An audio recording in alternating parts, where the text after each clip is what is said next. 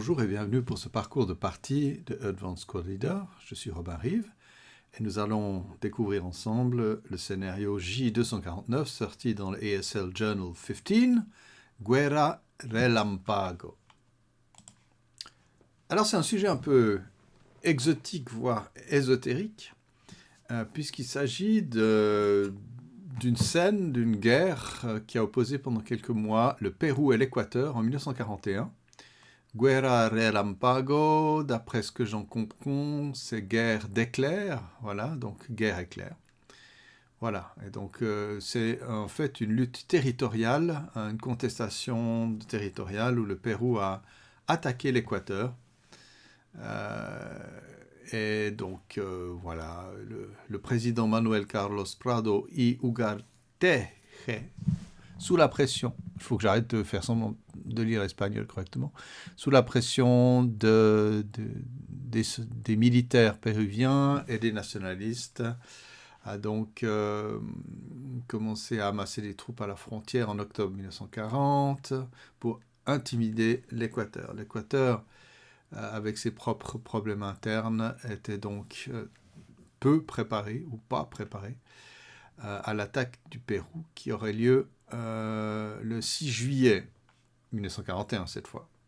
Donc le 11 juillet, les Équatoriens avaient arrêté l'avance péruvienne sur les bords de la rivière Zarumilla dans la province El Oro. La situation semblait stable jusqu'au 23 où l'armée péruvienne, en utilisant des tanks tchèques, accompagnés d'infanterie motorisée, et soutenus par leur force aérienne, ont attaqué à travers le Zarumilla, pas très profond, et donc ils ont repoussé les défenseurs tout au long d'un front, allez, on va dire, de 25 km. Et pendant la semaine qui suivrait, les Péruviens ont continué à repousser les Équatoriens. Au 31 juillet, le président Prado a ordonné à ses forces de s'arrêter. La guerre éclair des Péruviens avait prouvé plus d'efficacité qu'un siècle de diplomatie. Je fais une recherche rapide sur Windows, bien sûr, je suis bête, je veux dire sur Wikipédia. J'ai rien trouvé d'extraordinaire. Je crois qu'ils ont rétrocédé, les Équatoriens, quelque chose comme 800 000 km², c'est-à-dire 20 fois la Suisse, en terrain. Voilà. Et puis je sais que ça a continué un peu plus tard, quelques décennies plus tard encore, à chicaner. Donc c'est une situation un peu rigolote, dont on va regarder la manière dont Chris Holden, donc c'est le designer, qui est bien connu, je crois qu'il publie pour Friendly Fire et d'autres, donc c'est un très bon concepteur de scénario. Alors voyons ensemble un peu ce qu'il en est, ce dont il en retourne. Alors en gros, donc les Péruviens seront les attaquants, pourvu qu'il n'y ait pas d'Équatoriens non-crew MMC en bonne good order dans des bâtiments dans les 3X de P4 et Y7, donc dans le rayon P4 et Y7, les Péruviens gagnent à la fin en sortant jusqu'à 5 ou plus exit VP, et il faut au moins 2 VP de personnel, c'est-à-dire des gens à pied.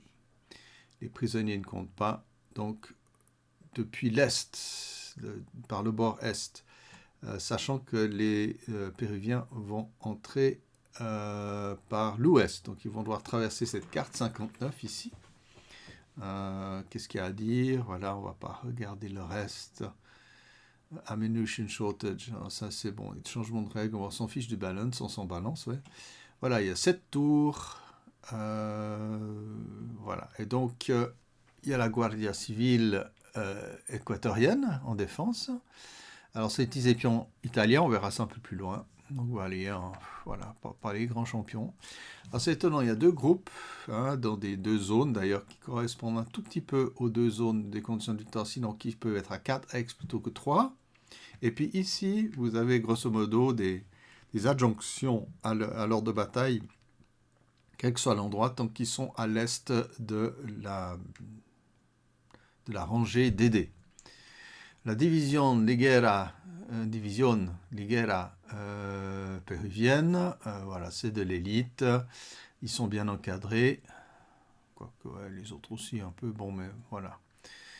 Ils sont des MG et surtout des chars tchèques LTVZ-38 qu'on trouve, donc ils prennent eux les couleurs des Axis Miners. Et puis Heavy Truck, Medium Truck, voilà, il y a 6 camions, c'est rigolo, ils vont avancer, on verra ce qui se passe. Alors, on va regarder un petit peu les règles spéciales. Je les aurais mis, je les mettrai de toute façon pour certaines en visible sur la carte pour qu'on ne perde pas de vue. Donc, le temps est modéré. Tous les bâtiments n'ont qu'un ground level. Le torrent de stream, on dit quoi, la rivière, bon, bref, est deep, est profond, donc ça coûte un peu plus cher, ça coûte 4 à entrer dedans pour être précis. Le pont en S5 est un Ford, donc ça coûte 1 degré de moins, donc 3. Vehicle Road Rate is NA, donc pour les véhicules, hein, on ne paye pas 1,5 par X, voilà.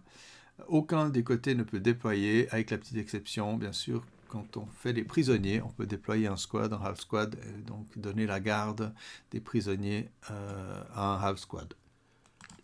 Entre nous, c'est la manière la plus simple de déployer des unités soviétiques en se passant les prisonniers les uns aux autres.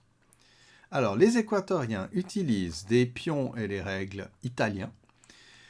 Simplement, ils doivent faire un tout PIETC, donc ils doivent réussir leur première PAATC est avec un malus de 2, et quand ils réussissent ce premier tout PIETC, tous les MMC peuvent en arriver à ne faire qu'un one PIETC, ce qui est normalement la règle pour les Italiens.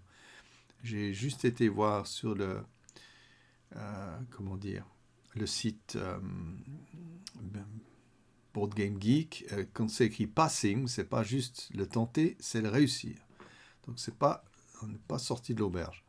Le mortier de 80 n'a pas de smoke et souffre d'ammunition shortage. Les équatoriens ne peuvent pas faire des multi-location fire group, donc je vais devoir faire peut-être des petites piles pour qu'ils aient quand même un effet.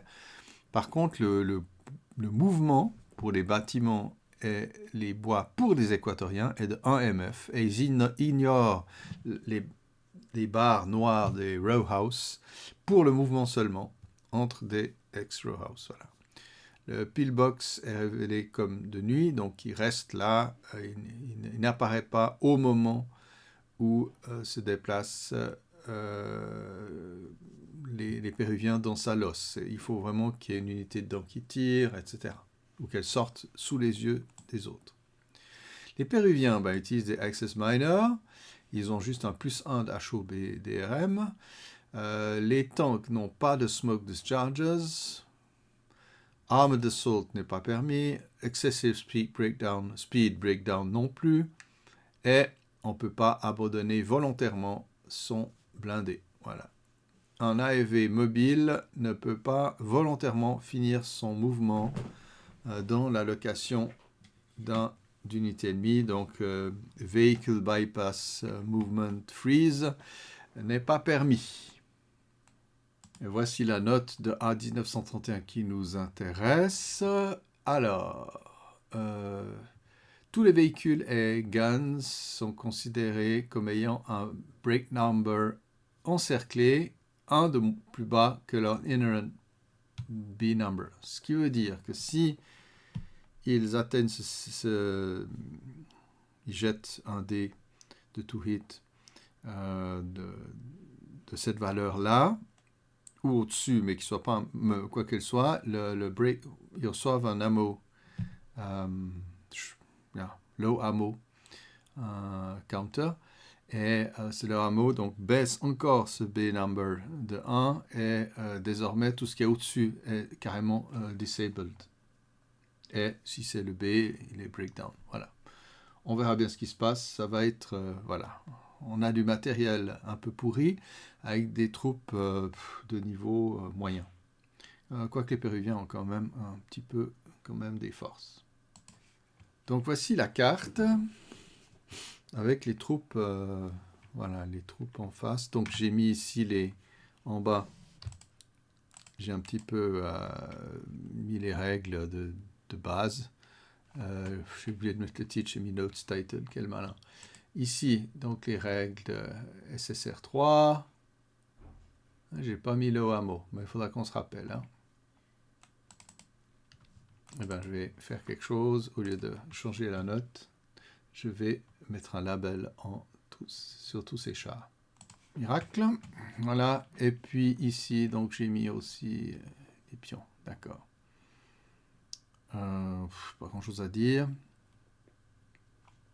C'est clair que là, donc les Péruviens vont entrer ici et ils doivent sortir ici. Ok. Pas être simple. On ne sait pas par où ils vont arriver. Alors, il y a le pillbox ici péruvien. Je vais essayer de les placer. On va essayer de faire quelque chose de sympa. Alors ça peut se placer n'importe où. Tout ce qu'il y a ici, ça se place n'importe où à l'est de ce périmètre. Le groupe 1 et le groupe 2 vont choisir chacun un de ces périmètres dans le rayon blanc. Voilà.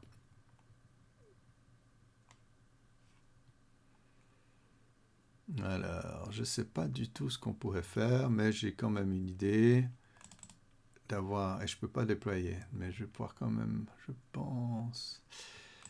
Ce qu'il faudrait, c'est bien couvrir cette approche ici, ça peut être pas mal.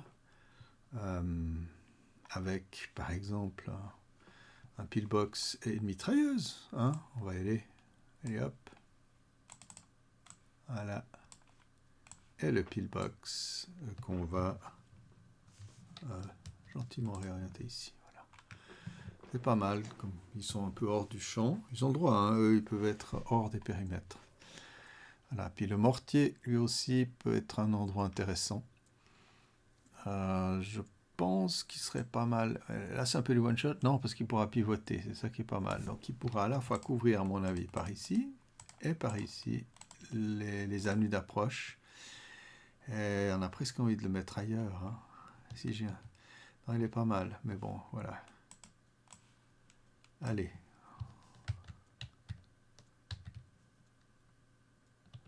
Je regarde juste ce qui vaudrait la peine. Si ce serait rigolo là, mais... Non, mais ça peut être pas mal. Je viens ici, je vois pas mal ce qui arrive. Boum. Allez. On va pas chipoter.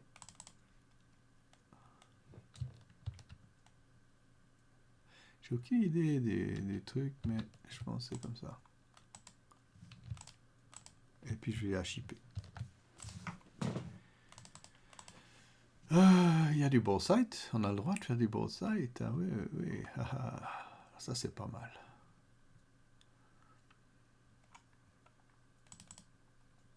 Alors, on va créer un petit ball site ici. On va l'appeler, on va le mettre en... Comme ça, on se rappelle, c'est du ball site. Ok.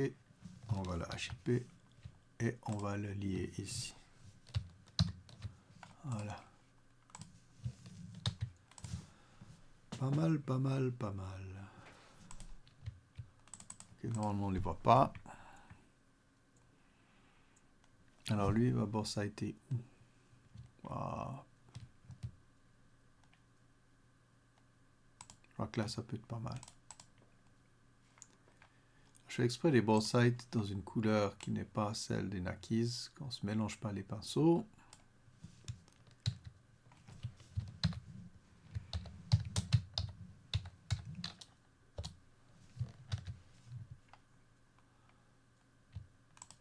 Et je vais lier. Et bien sûr, ici, passer en shipper. Voilà, ça c'est les avantages de VHSL. Bien. Qu'est-ce que j'ai comme groupe ici? J'ai du 447, 347, 346, et ici. Ouais, plutôt des secondes. Moi, je vais plutôt le mettre groupe. Ouais, groupe 1, je vais quand même le mettre dans la première section. Ici. On va peut-être leur rajouter quelque chose. Si on peut mettre du monde ici. Avec une mitrailleuse légère. Voilà. Est-ce que je mets le meilleur leader là ou je le mets... Non, je le mets en arrière, mais je peux quand même mettre Palacios. Voilà. Alors, je me suis amusé à aller chercher sur Internet des noms équatoriens et péruviens, mais bien sûr, on se doute bien qu'il y a pas mal de noms de famille en commun. À connotation hispanique. Allez, 3-3-6, il m'embête là. J'ai un 3-4-7, 3-4-6. Le but, c'est de pouvoir se barrer. Donc là, on est là-dedans. Non, on ne peut pas se barrer. C'est juste un die.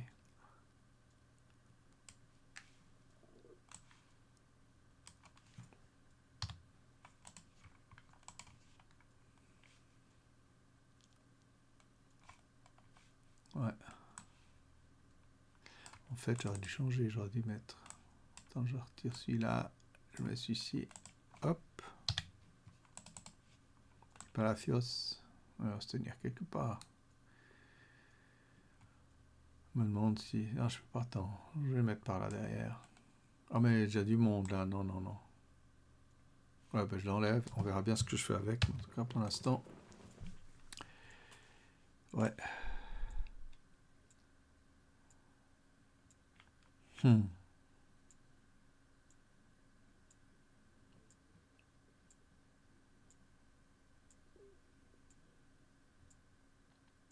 Faut pas désespérer l'adversaire. Oh, excusez-moi. J'ai cliqué sur le mauvais truc. Donc, ouais. Qu'est-ce qu'on peut mettre ici? Bof. Mettez gens en avant, très en avant, mais ils vont mourir, quoi. C'est juste... Bon, il n'y a pas de VP autrement, mais... Ça peut être drôle, comme ça peut ne pas l'être. Est-ce bien raisonnable? On va mettre du monde ici. Avec un 3, 4, 6. Et una mitrailleusa. Si. Voilà. Peut-être Palacios avec... Ou pas loin, je vais le mettre là derrière.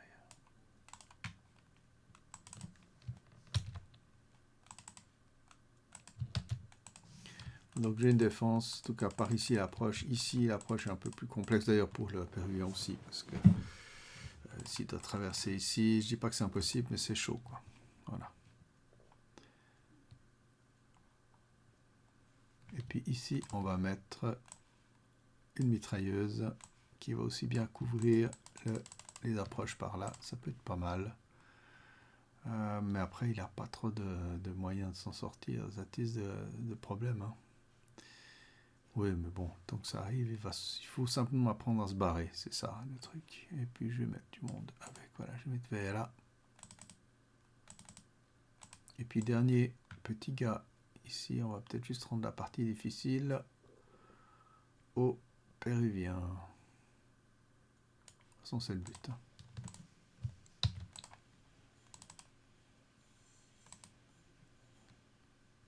Non, mais là, on peut pas mal se mettre. On peut embêter le monde. Hein. Non, mais on va se mettre là. Il faut quand même surveiller cette approche. Allez, j'enlève le petit move qui m'énerve. Voilà. Alors, lui aussi, il peut avoir peut-être... il va mettre... Bon, de toute façon, les Borsight avec mitrailleuse, comme ça marche que pendant la movement phase. C'est pas... Faut pas trop s'énerver. Bien, deuxième groupe. Alors, on a les leaders. Ah, quand même, Murillo.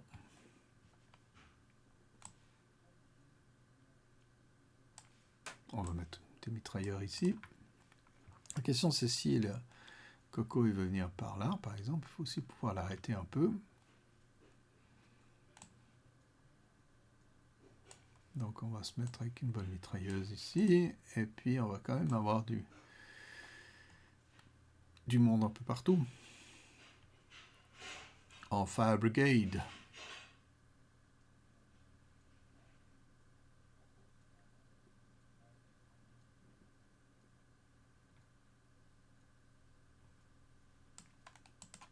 Voilà. On peut essayer de boucher la rue ici aussi. Mais bon, ça peut être simple.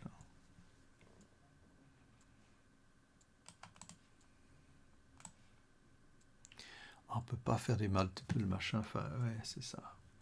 Multiple X. Ici, ouais, non. On est pas mal. Si je me mets là, c'est pas mal aussi. Et puis, est-ce que ici, on met quand même du monde en... on va se mettre en réserve stratégique. Ouais. Est-ce que je mettais quelqu'un avec? En fait, j'aurais pu faire ça, mais je trouve pas ça... Non, on va ouais, si on cover, on est dans la mouise, c'est quand même bête. Donc Vera peut peut-être y aller quand même. J'aime pas ça, parce qu'après, il faut qu'il se barre. C'est un bon chef. Ça m'énerve, ça. Ouais, peut-être pas la meilleure place, au fond. Là, c'est très bien couvert, quand même. Donc, je pourrais mettre ce pillbox ici, par exemple.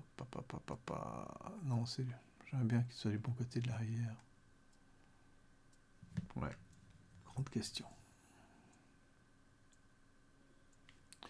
Ici, c'est un peu naze. Mais pas tant que ça.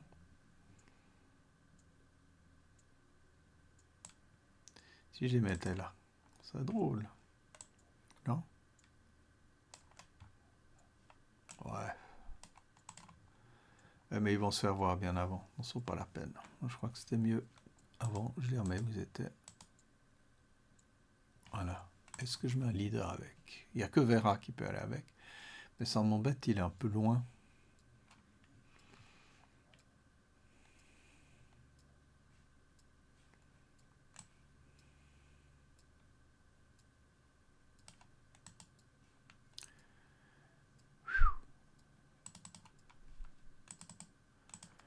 Ouais, j'ai des grands doutes. J'aime pas le mettre trop loin. Oh, bah, écoutez.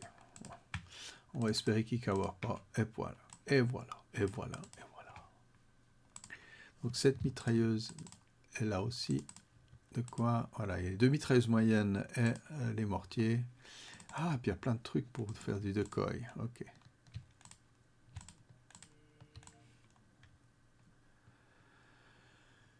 Ouais, on va peut-être essayer de s'amuser à mettre du monde là. Mais en même temps, ça envoie le message, il n'y a pas le pillbox. Voyez-vous? On peut mettre du truc là. Pas mal.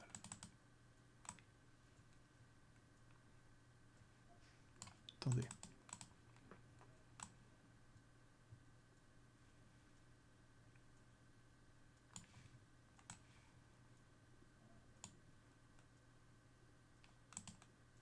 Non, très mal placé ici. Personne ne croira.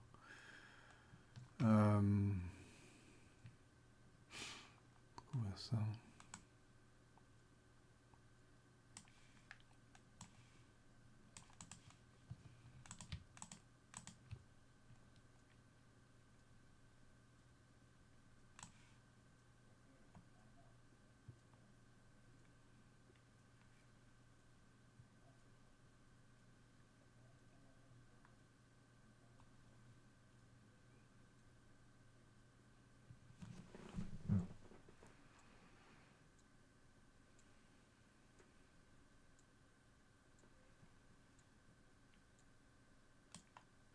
Ouais. Bof.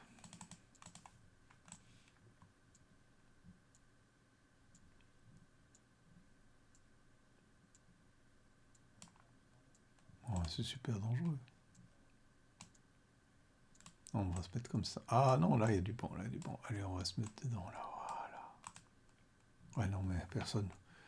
C'est pas très crédible. Hein. Super casse-gueule. Ils sont vite reprendre. Ouais.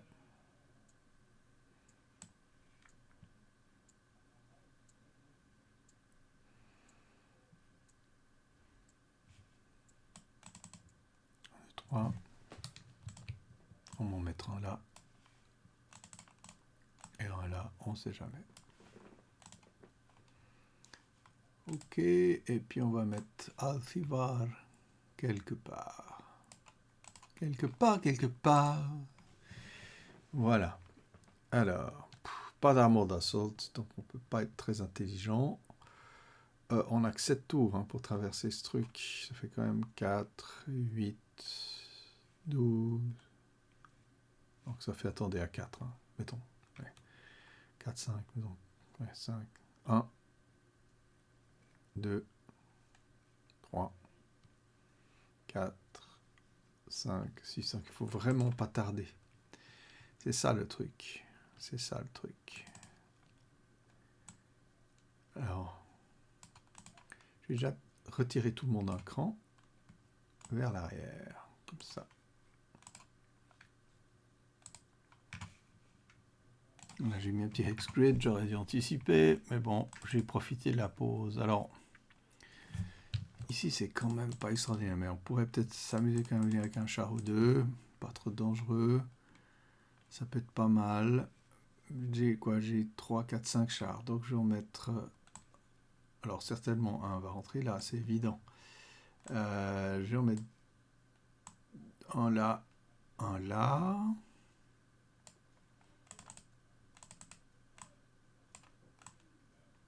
Et voilà. Et puis la grande question, c'est si je mets des camions,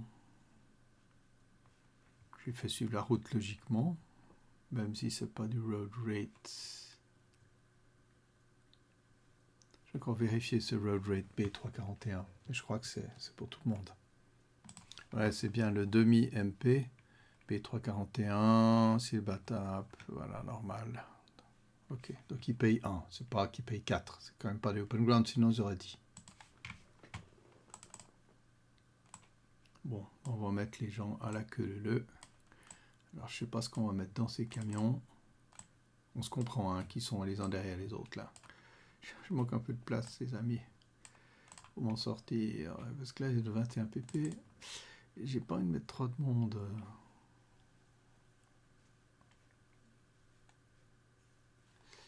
Je vais quand même mettre en reconnaissance ici quelqu'un avec un leader. C'est de passer par là. Par contre le reste, alors on en met au moins un par camion. On peut en mettre plus, hein, parce que voilà.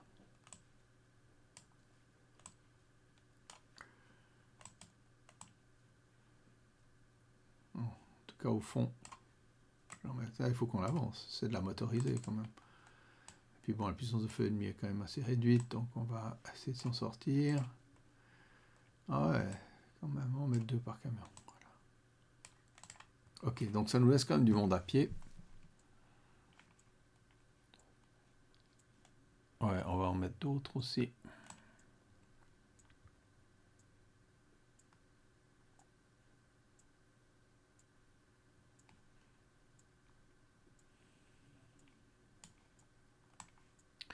Oui, oui, parce que je veux faire de la reconnaissance là. 4, 5, 6, 7, 8, 1, 2, 3, 4, 5, 6, 7, 8, on y arrivera. Là. Et puis là, alors la MMG, 1, 2 points. On va le mettre ici. Et ici, soyons sages, soyons fous.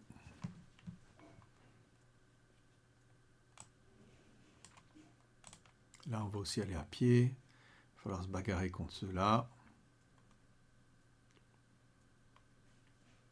On avance quand même en open ground, c'est super casse-gueule. Donc, je pense qu'une avance ici, c'est quand même plus recommandable quand on est à pince. Alors, on y va. On ne peut pas faire de la motosault, alors autant ne pas les empiler par accident. Alors, on va leur donner le meilleur équipement. Voilà. Et puis, ici, on va quand même distribuer un petit peu.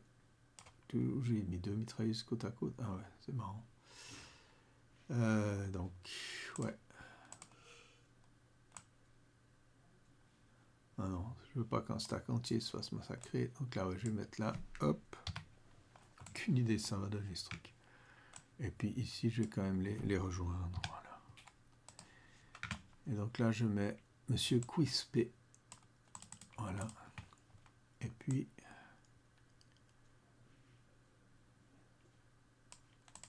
j'ai un peu la trouille de me prendre dans le nez les premières attaques. Voilà. Et puis on va aller conceal. Pas dans les camions, ça m'intéresse pas.